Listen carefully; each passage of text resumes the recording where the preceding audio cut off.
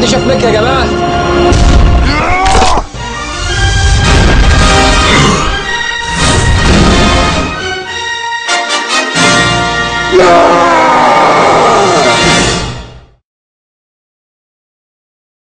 Themselves is Bاسم Yusuf. He's a heart surgeon turned talk show host and has been described as the Jon Stewart of the Nile.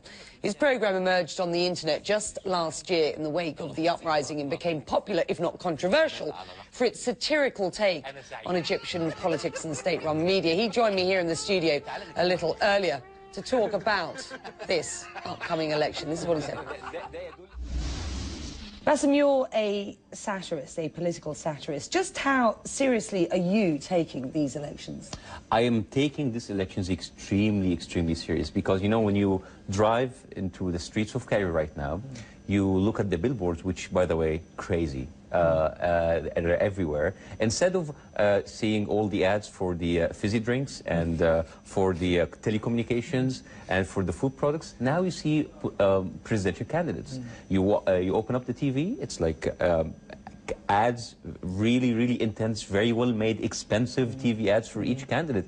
It is so dynamic.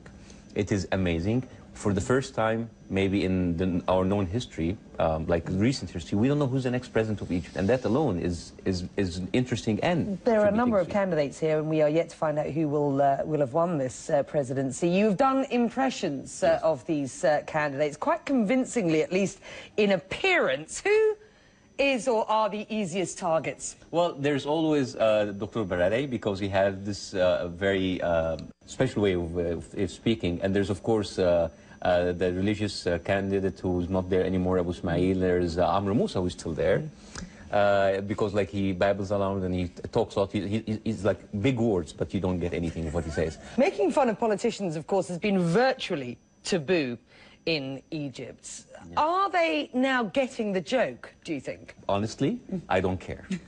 Well, they have to live with it. They actually have to live with the fact that they're coming in as an employee, not as a pharaoh, not as a king.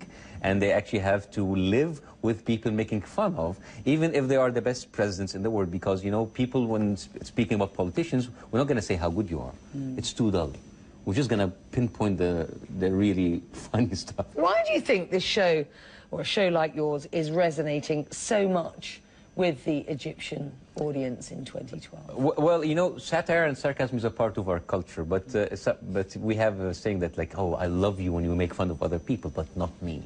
So now I'm actually like doing it to everybody, including myself, and I'm just speaking as everybody speaks. It's a serious political show, not a comedy, and I go in and I'm straightforward, and I speak exactly the same words that a normal layman, people on the street do, and I come from the internet. So we're quick, we're hip, we're like Facebook and Twitter and YouTube, and there's a lot of competition there. So we have to really keep up with our game. I'm sexy and I know it. Given the choice, who would you like to see running Egypt going forward? I don't know. I'm between choosing the best person. And the best person to make fun of. So I don't know. I mean, you know, remember like George W. Bush when he was there? I mean, like for 8 years, SNL and Jon Stewart had the time of their lives with that. You know, like, it's like with Al Gore, I don't know. I think like most of these shows would have closed down.